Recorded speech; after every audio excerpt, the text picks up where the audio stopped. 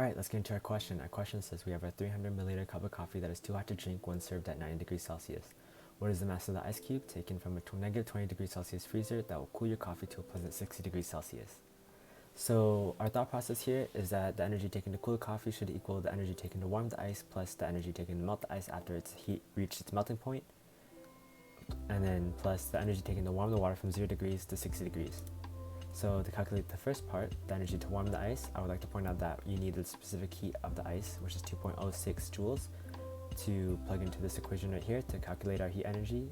And we have our specific heat, which is 2.06, multiplied by our change in temp, which is negative 20 degrees to 0 degrees, and then multiplied by our mass, which is what we're trying to find. So I'll just leave that as a mass variable.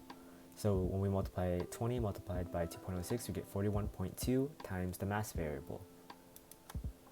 Next, we're going to calculate the energy to melt the ice, and this we can do a little differently because we actually know the heat fusion of the ice, which is just another way of calculating the heat going into the ice and the energy.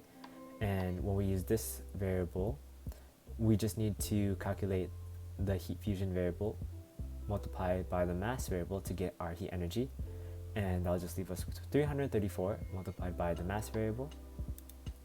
For the energy to warm up the water from 0 degrees to 60 degrees, we can see that we have the specific heat of water, and the reason why it's water is because we're calculating the energy to warm up the water and not the ice, which is 4.186 joules. And now we have 4.186 multiplied by the change in temp, which is going to 0 degrees to 60 degrees, multiplied by the mass variable, and that'll just leave us with 251.16 multiplied by the mass variable. Now we have our last part right here, which is what all those things together are supposed to equal, multiplied by the mass, because they're all multiplied by the mass. But now we need to calculate the energy to cool the coffee from 9 degrees to 60 degrees, and that's going to be the specific heat of water multiplied by 0.3 liters, which is what we have from here, multiplied by the change in temp, which is going from 60 degrees, well, 90 degrees to 60 degrees, right, because it was cooling down. But we just need to worry about the change in temp overall, so we really don't have to worry about the sign. So this is just going to be 30 right here, and we multiply 30 to 0.3 to 4.186, we get 37.674. And now that we have that, we can all plug them into our theorem that we got from the beginning, which is this is the first part we try to calculate, plus the melting ice that we try to calculate, plus the energy to warm the water that we calculated, equaling the energy to cool the coffee, which is what we calculated right here. And we see that everything has an m variable, so we factored out an m variable.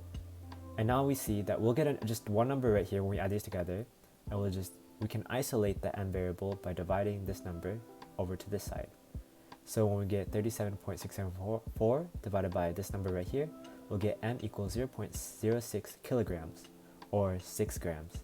And that's our answer. That is the mass of the ice cube that it's going to take to cool the coffee from 9 degrees to 60 degrees.